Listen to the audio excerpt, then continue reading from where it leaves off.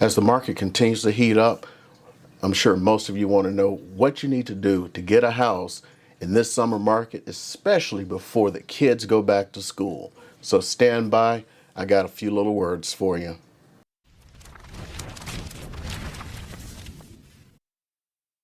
Hey, it's Eric out here in lovely Las Vegas, and I got some great words after coming off of a little conference I did. And I got a few little tidbits of advice. If you're out there and you're hunting in this market and you're trying to get a house, no, a home, and you're bidding against multiple odds, I know things have actually calmed down just a little, like Lizzo say, just a little. And it's no longer 20 and 30, it's only 5 or 8 offers on every house, but there's still 5 or 8 offers on every house. And here are some of the things you can do to get yourself ahead, because even though it's only 5 or 8, maybe that's because people are taking a vacation, because the prices have not slowed down. And as of this morning, I don't know about the rest of the country, but here in Las Vegas, the average price of a home, median price, there's a difference between average and median, has actually ticked up again. And it is another $10,000 over where it was last month. So I'm going to have some little advice here, not all monetary, to try to get you into that home before it ticks up again, because since the beginning of the year, which was January, the median price of a home here in the Las Vegas area, which is Las Vegas, North Las Vegas, and Henderson, has increased by $50,000. And that is for a resale home. This is not new homes. They have actually gone up more. So take it for what it is. You want to get in before the price gets even worse. I actually did the numbers today. If someone purchased a median priced home and closed in January, and they were to put their house on the market right now and get what the median house sold for, which means in reality, that house isn't going to sell for actually close for another 30 to 45 days, which means it may go up even more. But just based on that price, even the closing costs that you paid back in January, the commission you would pay to sell it now, and the closing cost, you'd walk away with more than $20,000 in your pocket. That's one heck of an investment. So let's get into a few little things. Number one, now this one, this depends on your jurisdiction. Remember, I'm making this for everyone, not just here in Las Vegas. It's called the Escalation Clause. This is where you can write in the contract, say your price is $400,000. Okay, our offer is $400,000, and we will match your highest offer up to X. Say we'll pay $1,000 over your highest offer up to $420,000. So that's for those of you who want to go like, well, I don't want to pay too high over what the last person paid, over the highest bid, So you can use this escalation clause and do that. So that is one thing, and you got to be really careful in the language. You need to put that up to in there. I'll pay up to, and you also have to put that appraisal contingency in there. And you also have to be careful of super smart listing agents who may go, well, great, you're willing to pay up to $400,000. My highest offer was $405,000, but what if I come back to you, because in the little mastermind I was in, somebody said some super smart agents are doing well, I'll just come back and say, hey, you're willing to pay up to $420,000. Let's ink this deal right now for $420,000. So be very careful on that. And some of the ways the contract needs to be written, and follow up on this with your real estate agent. It needs to say they need to provide that highest offer to you, and you need to be able to verify that. So, yeah, don't let them just go write an offer so they can get more money out of you. And that's one of the big ones that's winning a lot.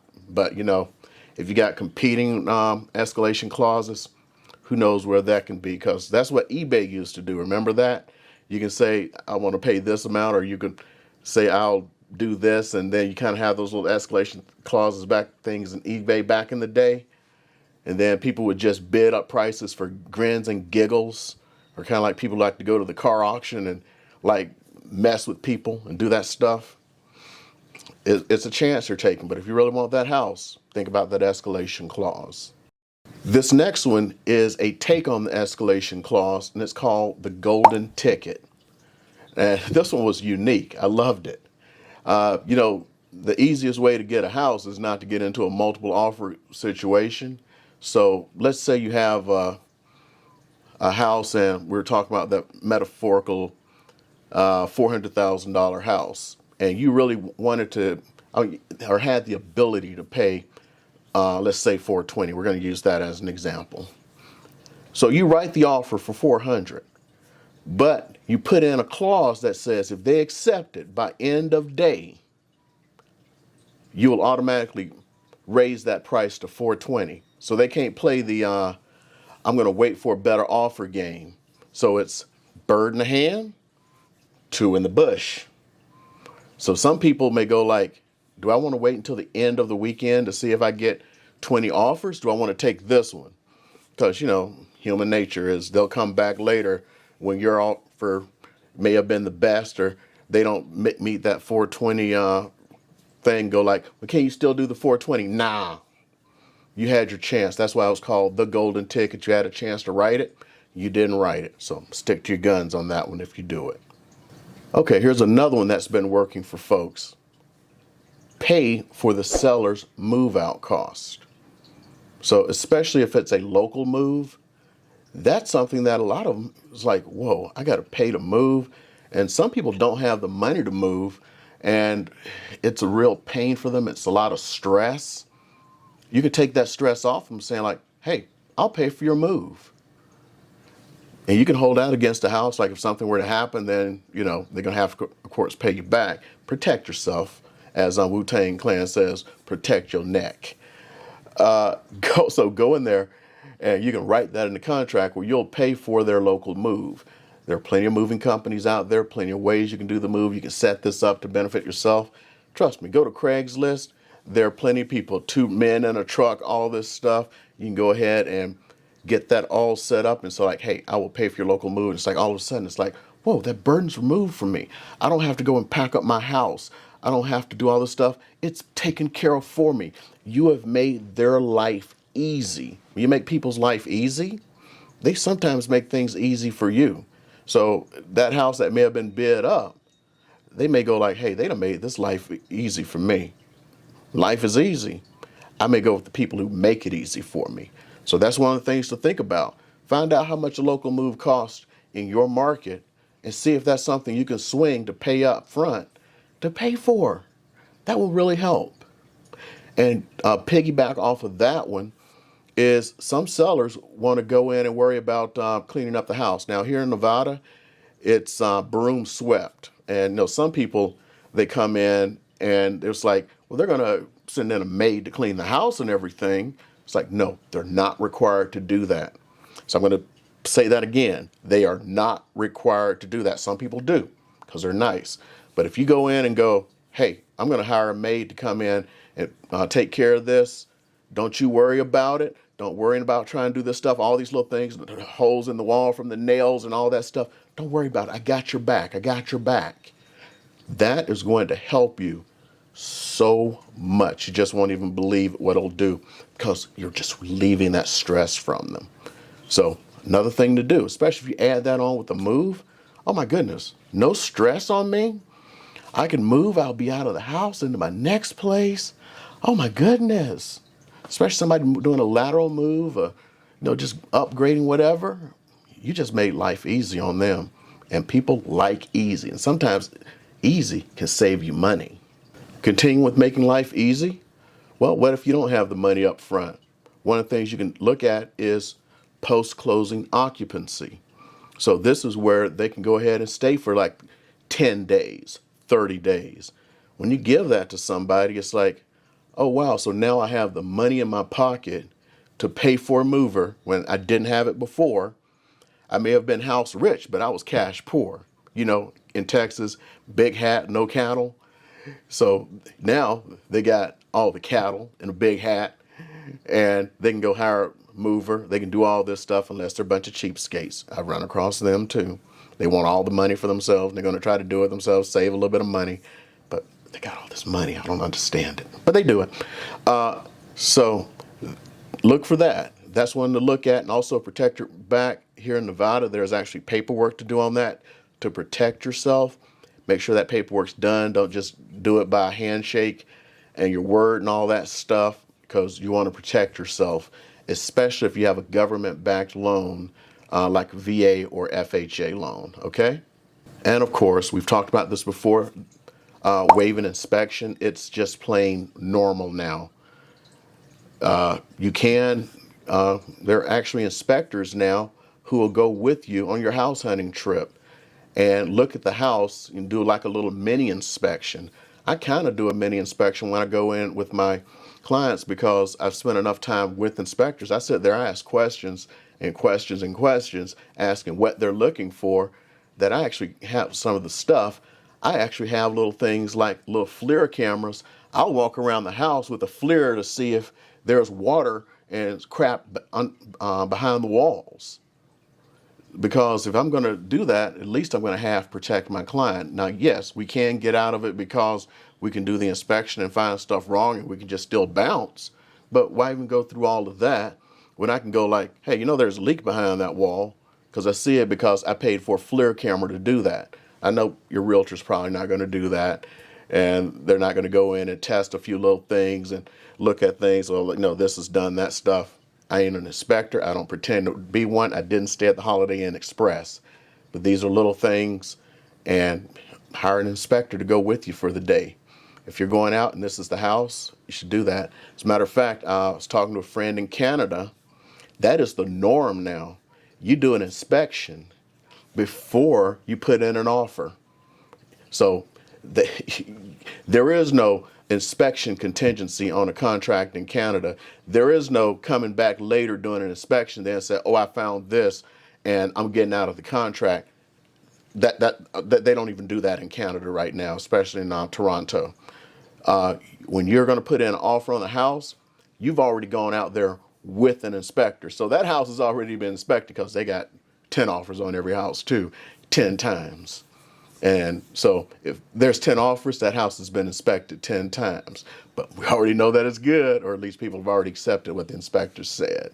So you're going to have to start looking at that waived appraisal. And if you're really serious, hiring an inspector for the day. There are guys who are getting ready to start doing that. And you can even do a pre-appraisal. There are appraisers who will do a pre-appraisal for you, so you know what you're getting into. These are things to start thinking about, because you're in war and you need to start preparing for war. Okay? Now the next one. This is not controversial. This is something people need to think about. Increasing your EMD, your earnest money deposit. Now, where does EMD go? If we were doing a full briefing, I'd go over all the fees and all this stuff and what EMD does. But not only does it hold the house, but any closing costs you have, any down payments you have, it first comes out of that EMD when you close. So increasing your EMD doesn't do anything. Even if you had EMD high enough that was above what your closing costs were, let's say if you're in a VA loan and you put down $15,000 EMD and your closing costs were $8,000, you're at closing, you're just going to get the difference back in a check. What's the deal? If you really want that house, make them know you're serious about that house. You want that house. This is your house. They ask for 5,000 EMD. If you want that house that bad, give them 10. Give them 15. Give them 20. You can get the money back. Okay? Just follow all the rules. Make sure your realtor is on top of everything. That's all you got to do. And it'll increase your chances, because some people are out there, especially sellers, it's like, it's a VA loan. They don't even have any money. Well, if you show them you got money by putting down more on EMD, especially that's going to cover all of your closing costs, that goes a long way. A lot of times VA buyers are not getting the house purely because the seller thinks they don't have any money because they know they're not putting any money down. You may have all the money in the world. You may have money flowing out your pockets, got hundreds of thousands of dollars in the bank. And you're not getting the house purely because they don't think you have the money because of bad perceptions. And I've talked about this in some of my videos. Fix that perception by putting more EMD down. Now I'm going to get into one that's going to be real interesting. And this is one where you can get into a house without competition. Now this one's I couldn't believe somebody came up with this one and nobody else is thinking about it. And I don't even know if I want to put it on a video because other realtors outside of this mastermind could think about it. But you know what? I share. Put in backup offers on houses that are already under contract. There's nothing illegal or unethical about it. All you got to do is when you find a house that you love, have your realtor call up the agent. So like, how's this going? Do you think it's going to actually close? Having issues with the buyer? Find out ahead of time, and guess what? You may be able to come up with a solution, aka an offer, before it goes back on the market and goes back under multiple counters and sells for even more. So what if the house was listed for 400, went for 410, and then there's an issue that the buyer couldn't get their loan, buyer didn't put down their EMD, buyer had an issue, they couldn't come to terms with the home inspection, but it's an issue that you may not have an issue with or that you can deal with later. Why don't you just say like, hey, I can waive that off. Yeah, I got the inspection here. Thank you. We're good. I'll give you that 410. Guess what? It may get relisted for 400. Matter of fact, here's what most sellers do. If they list it for 400 and it's they can offer 410 and it goes out of contract, when it goes back on the market, you know what they relisted for? Not 400. They relisted for 410. So when you get those multiple offers, it's even more. So you're getting in ahead of the game. So if you love the stuff I'm giving you right now, you want to hear some more? Hit that subscribe button, hit that like, leave a comment. When I have time, somebody's going to try to get back to you when I have time, because I'm out there hustling with the rest of you guys now. And also, I always have more videos. Take a look at them, because there is a lot of nuggets out there. I'm out here hustling every week and every day for you guys. And remember, I'll see you in the funny pages.